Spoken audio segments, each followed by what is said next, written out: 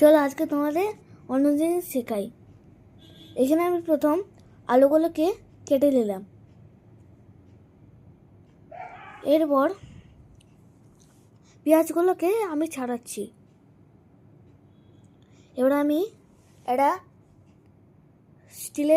স্টিলের ভিতরে জল নিয়ে তারপর গ্যাসের ওপর রেখে চাউমিনগুলোকে এক এক করে ছেড়ে দিয়েছি। আর এখানে লঙ্কা আর পেঁয়াজ কাটা হয়ে গেছে, সেই লঙ্কা আর পেঁয়াজগুলোকে পাত্রের ভিতরে ঠেলে দিয়েছি।